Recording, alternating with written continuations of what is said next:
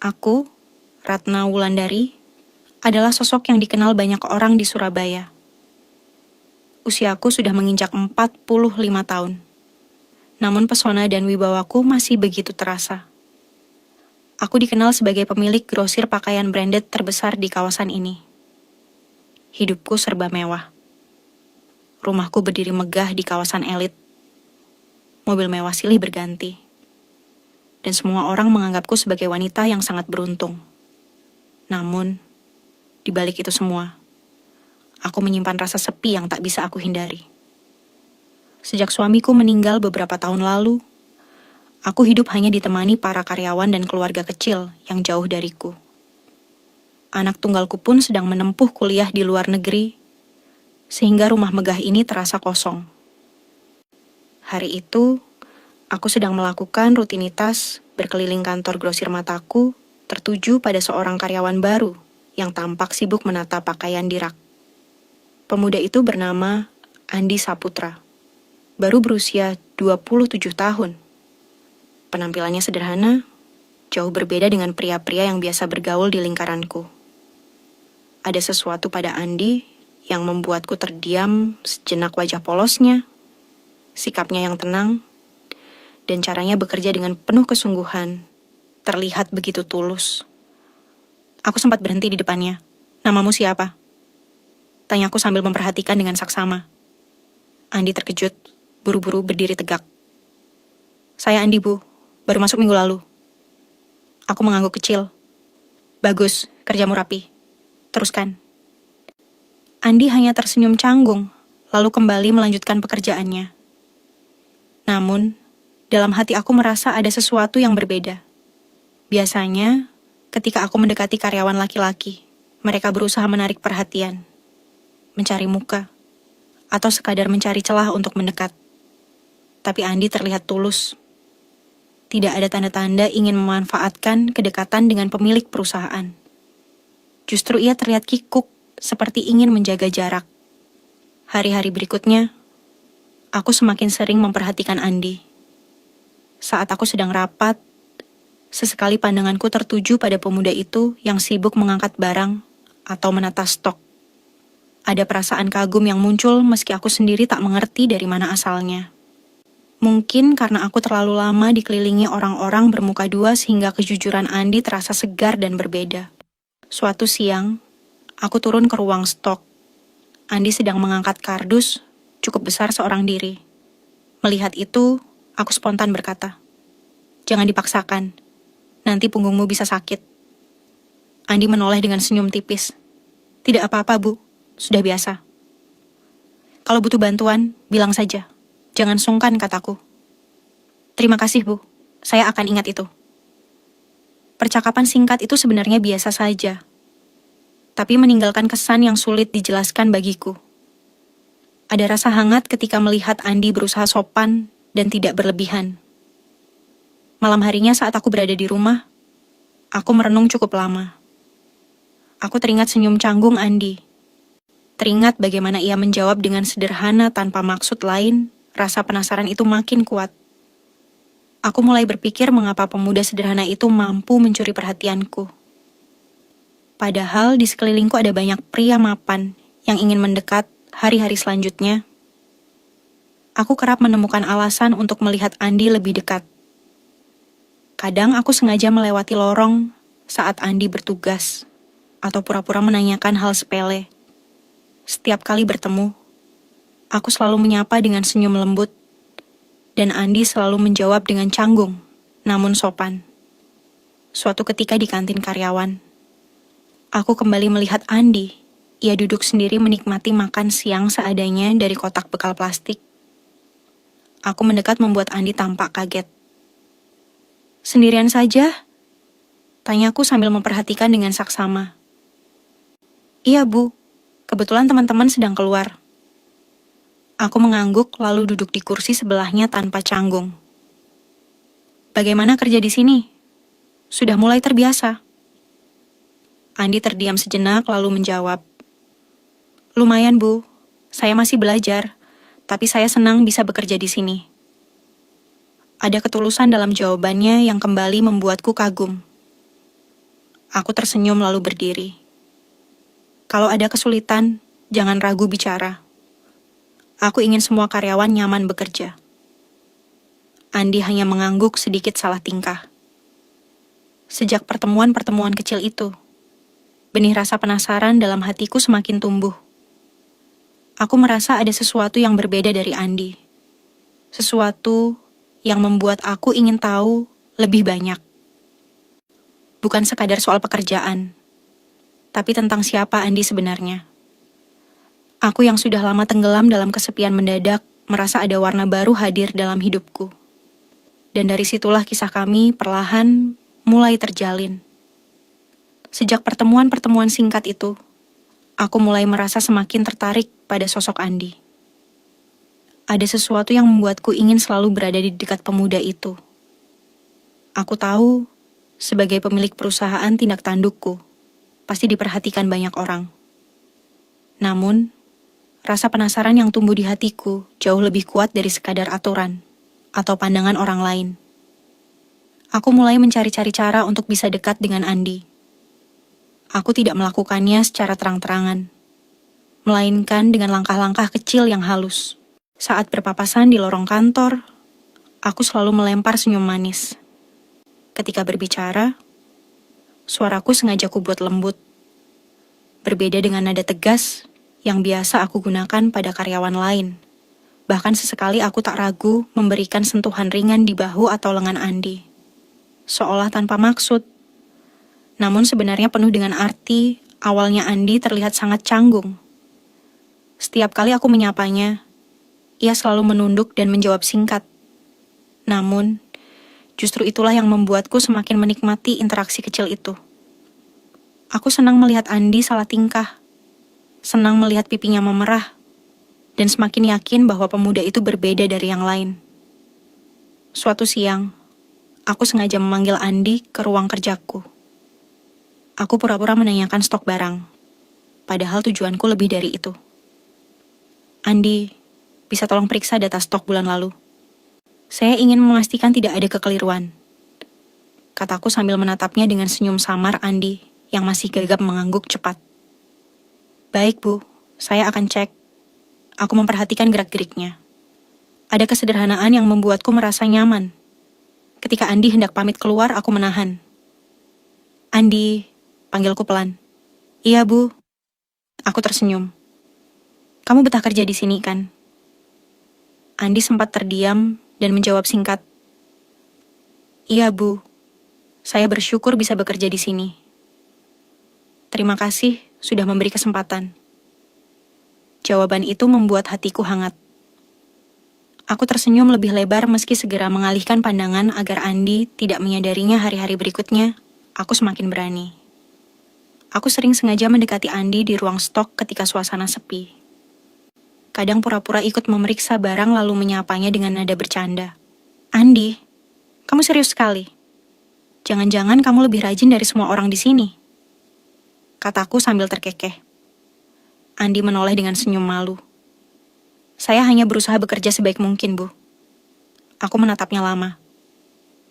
Bagus, itu yang aku suka dari kamu. Andi terdiam, tak tahu harus menjawab apa.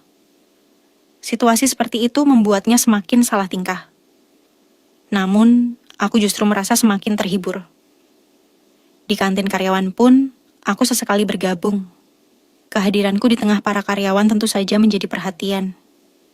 Namun aku tidak peduli. Yang aku inginkan hanyalah duduk tidak jauh dari Andi menyapanya dengan kalimat ringan. Makan apa hari ini? Tanyaku suatu kali. Andi yang sedang membuka bekal terkejut. Cuma nasi dan sayur, Bu. Aku tersenyum. Sederhana sekali ya. Sehat kalau begitu. Andi hanya mengangguk sambil tersenyum tipis. Namun, dalam hatinya ia tidak bisa menutupi rasa kikuk yang makin menjadi perlahan. Permainan kecilku itu mulai memberikan efek. Andi yang awalnya sangat menjaga jarak kini mulai terbiasa dengan kehadiranku di sekitarnya. Meskipun masih sering salah tingkah, ia mulai lebih berani menatap dan menjawab tanpa tergagap-gagap. Aku menyadari perubahan itu dan hatiku berdebar setiap kali melihat Andi sedikit membuka diri malam hari. Aku sering memikirkan interaksi itu. Aku merasa seakan diriku kembali muda, seperti gadis remaja yang sedang jatuh cinta. Perasaan asing itu membuatku gelisah, sekaligus bahagia. Di balik statusku sebagai janda kaya raya, ternyata aku masih bisa merasakan debaran hati yang sederhana. Aku tahu, apa yang aku lakukan bisa dianggap tidak wajar oleh orang lain, namun aku tidak peduli. Bagiku, Andi telah membawa warna baru dalam hidup yang selama ini terasa monoton. Setiap senyum, setiap percakapan singkat, dan setiap tatapan canggung dari Andi menjadi sesuatu yang aku tunggu-tunggu. Aku akhirnya sadar perasaanku mulai tumbuh. Awalnya, hanya godaan kecil untuk mengusir sepi. Tapi kini aku merasa ada sesuatu yang lebih dalam. Perasaan itu membuatku semakin yakin bahwa Andi bukan sekadar karyawan biasa, melainkan sosok yang mulai mengambil tempat khusus di hatiku hari-hari berlalu, dan perhatianku pada Andi semakin bertambah. Aku bukan hanya melihat Andi sebagai karyawan rajin, melainkan mulai menyelami kehidupan sederhana yang dimiliki pemuda itu. Dari obrolan dengan staf lain, aku mengetahui bahwa Andi tinggal di rumah kontrakan kecil di pinggiran kota. Gajinya sebagian besar dipakai untuk membantu orang tuanya di desa, sehingga kehidupan sehari-harinya sangat pas-pasan. Suatu siang, aku memperhatikan Andi sedang makan siang di kantin. Bekal yang ia bawa hanya nasi dengan sayur sederhana. Porsinya pun tidak banyak. Aku memperhatikan dari jauh dan mataku sempat menangkap momen saat Andi menolak tawaran temannya untuk membeli makanan tambahan karena ia jelas-jelas sedang berhemat. Pernah pula, aku melihat sendiri bagaimana Andi diam-diam mengambil lauk sisa piring karyawan lain yang sudah ditinggalkan. Bukan karena ia tidak punya harga diri, melainkan benar-benar karena keadaannya sulit, pemandangan itu membuat hatiku tersentuh. Selama ini aku terbiasa dengan kemewahan. Namun, di depan mataku ada seseorang yang hidup dengan begitu sederhana dan tetap menjalani hari-hari dengan senyum malam harinya. Aku termenung di ruang kerjaku. Aku bergumam pelan. Anak ini terlalu baik untuk dibiarkan kesulitan seperti itu. Sejak saat itu, aku mulai mencari cara untuk membantu Andi. Aku tahu, pemuda itu tipe orang yang tidak suka diberi belas kasihan. Maka aku melakukannya dengan halus. Seolah-olah bantuan itu bagian dari pekerjaan.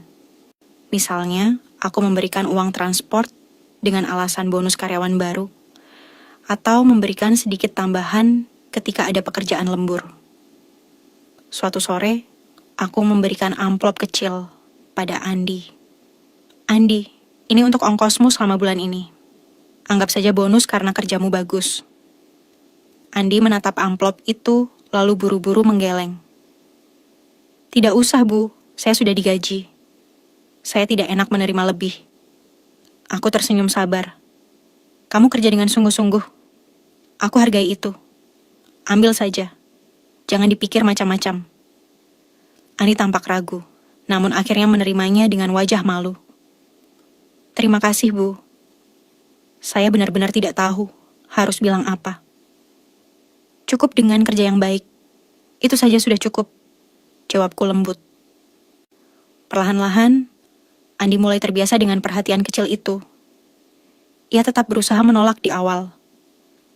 Namun, aku selalu punya alasan yang membuatnya tak bisa mengelak. Aku sendiri semakin yakin bahwa yang aku rasakan bukan lagi sekadar permainan atau godaan iseng. Ada perasaan tulus ingin melindungi Andi. Ingin memastikan pemuda itu tidak lagi harus menahan lapar atau hidup terlalu susah. Suatu sore di gudang Andi menghampiriku dengan wajah serius. Bu Ratna, panggilnya pelan. Iya, Andi. Ada apa? Saya sebenarnya malu sering menerima bantuan dari ibu. Saya takut orang lain salah paham. Aku menatapnya dalam-dalam lalu tersenyum. Andi, kamu jangan merasa rendah diri. Kamu bekerja dengan jujur, itu yang penting. Kalau aku ingin membantu, itu karena aku menghargai kerja kerasmu, bukan karena aku kasihan. Andi terdiam sejenak lalu mengangguk. Saya mengerti, Bu. Saya hanya tidak ingin terlihat memanfaatkan kebaikan Ibu. Justru, karena kamu berpikir begitu, aku semakin yakin kalau kamu berbeda. Ujarku pelan. Andi menunduk. Jelas, tidak tahu tuh harus menjawab apa. Namun, di balik kerendahan hatinya, aku bisa melihat ketulusan yang jarang aku temukan pada orang lain. Malam itu, ketika aku sudah berada di rumah, aku merenung lagi. Perasaan yang aku miliki semakin kuat. Aku menyadari bahwa diriku tidak hanya sekadar tertarik atau ingin bermain-main dengan Andi. Aku benar-benar peduli. Rasa itu datang dari hati yang tulus. Sebuah perasaan yang membuatku ingin menjaga Andi dari kerasnya kehidupan. Bagiku, Andi bukan sekadar karyawan muda. Ia adalah pengingat bahwa hidup tidak selalu tentang harta dan status. Dan semakin lama aku merasa diriku kembali menemukan makna yang selama ini hilang. Hari itu hujan deras mengguyur Surabaya sejak sore. Jalanan basah, langit gelap, dan suasana kantor pun terasa berbeda. Banyak karyawan yang memilih pulang lebih cepat, khawatir terjebak banjir atau macet panjang.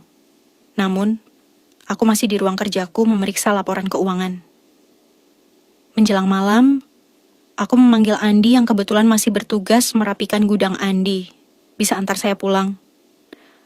Mobil pribadi saya sedang dipakai sopir untuk urusan anak saya, kataku dengan nada tenang. Andi sempat ragu. Tentu, Bu. Tapi saya hanya bawa motor. Apa tidak masalah? Aku tersenyum tipis. Tidak apa-apa. Yang penting saya bisa sampai rumah dengan selamat. Kami pun berangkat hujan yang deras, membuat perjalanan terasa lembab. Jas hujan yang dipakai Andi sederhana, dan aku hanya berusaha melindungi diri dengan payung kecil di atas kepala. Meskipun begitu, aku sama sekali tidak mengeluh. Justru dalam hati, aku merasa hangat. Karena ada seseorang yang peduli membawaku pulang di tengah derasnya hujan. Sesampainya di rumah mewahku, Andi hendak berpamitan. Namun, aku menahannya. Hujannya masih deras. Kalau kamu pulang sekarang bisa bahaya di jalan, masuk saja dulu. Tunggu sampai reda. Andi menggaruk kepala tampak canggung. Tidak usah, Bu. Saya bisa pulang. Aku menatapnya serius. Aku tidak tega masuk lah. Anggap saja rumah sendiri. Akhirnya Andi menurut. Kami duduk di teras rumah menikmati suara hujan yang turun tanpa henti. Aku menyajikan teh hangat dan keheningan itu terasa berbeda. Ada ketenangan yang jarang aku rasakan selama ini. Andi, kamu tahu hidupku ini sebenarnya sepi, kataku. Andi menoleh tampak heran. Sepi, Bu. Tapi Ibu punya banyak karyawan bisnis besar. Rumah megah. Justru karena semua itu, orang sering lupa kalau aku hanya manusia biasa. Suamiku sudah lama meninggal.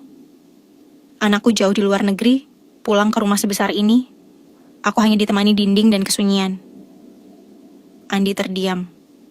Tak tahu harus menjawab apa. Namun, tatapannya menunjukkan empati. Aku melanjutkan. Kamu mungkin heran kenapa aku sering memperhatikanmu. Tapi jujur saja, kamu membawa warna baru. Ada ketulusan yang aku lihat. Sesuatu yang membuatku merasa tidak sendirian. Andi menunduk bingung dengan kata-kata itu. Saya tidak tahu harus bilang apa, Bu. Saya hanya melakukan kewajiban saya sebagai karyawan. Aku tertawa kecil. Itulah yang membuat kamu berbeda, Andi. Kamu tidak pernah berusaha mencari muka atau mengambil keuntungan. Keheningan kembali menyelimuti hujan, semakin deras menimbulkan suara gemuruh di atap rumah. Aku lalu mengajaknya masuk ke ruang keluarga. Malam masih panjang. Kalau kamu mau, temani saya menonton film. Anggap saja untuk mengisi waktu. Andi ragu. Namun, akhirnya duduk di sofa. Aku memutar film lawas, sesuatu yang ringan. dan kami menonton dalam diam suasana hening. Hanya suara hujan dan layar televisi yang menemani. Bagiku, momen itu terasa begitu berharga. Untuk pertama kalinya dalam waktu lama, aku merasa tidak sendirian di rumah itu. Ketika jam sudah menunjukkan larut malam, hujan belum juga reda. Aku menoleh pada Andi yang tampak lelah. Andi, jangan pulang malam ini. Hujan terlalu deras. Tidurlah di kamar tamu. Besok pagi saja baru kembali ke rumahmu. Andi langsung terkejut. Wah, apa tidak merepotkan, Bu? Aku tersenyum lembut. Sama sekali tidak. Aku malah tenang kalau tahu kamu tidak kehujanan di jalan. Andi menghela napas lalu mengangguk pelan. Baiklah, Bu. Terima kasih banyak. Malam itu menjadi titik balik Andi mulai melihat sisi lain dariku. Bukan hanya sebagai pemilik perusahaan, melainkan sebagai seorang wanita yang rapuh, kesepian, namun tulus dalam sikapnya. Di sisi lain, aku merasakan ketenangan yang berbeda. Kehadiran Andi mengisi ruang kosong dalam hatiku. Meskipun aku belum berani menyebutnya dengan kata lain, selain teman yang berarti hujan masih mengguyur deras. Namun bagiku, malam itu terasa hangat sekali. Sejak malam hujan itu, hubunganku dan Andi perlahan berubah. Awalnya hanya karena keadaan darurat, namun setelahnya kebersamaan itu menjadi kebiasaan. Setiap kali hujan turun, aku seperti memiliki alasan untuk meminta Andi menemaniku. Bukan hanya hujan. Dalam beberapa minggu berikutnya, aku semakin sering memanggil Andi untuk hal-hal sederhana. Kadang aku meminta ditemani belanja kebutuhan rumah tangga. Kadang, sekadar ditemani minum kopi di teras kantor setelah jam kerja. Andi, sore ini kamu sibuk? Tanyaku suatu kali. Tidak terlalu, Bu. Ada yang bisa saya bantu? Aku tersenyum. Temani saya ke pasar bunga. Saya butuh suasana segar di rumah. Bagi Andi, itu terasa aneh. Sebelumnya mana mungkin seorang direktur mengajak karyawannya belanja bunga ke pasar tradisional. Namun, ia menuruti saja karena melihatku benar-benar senang saat berjalan di antara deretan bunga. Lihat mawar ini, cantik sekali. Kataku sambil memegang setangkai. Andi hanya tersenyum. Kalau menurut saya, melati lebih indah, wangi tapi sederhana. Aku menatapnya lalu tertawa kecil. Kamu memang selalu punya cara pandang berbeda. Sejak saat itu, Andi sadar ada sesuatu yang berubah. Aku bukan lagi sekadar atasan. Ada sisi diriku yang begitu manusiawi, penuh perhatian, dan bahkan suka bercanda. Tidak hanya di luar, di kantor pun kebiasaan baru itu terlihat. Aku sering mengajak Andi makan siang bersama di ruanganku. Terkadang membicarakan pekerjaan, namun lebih sering berbicara tentang kehidupan. Andi, cita-citamu apa?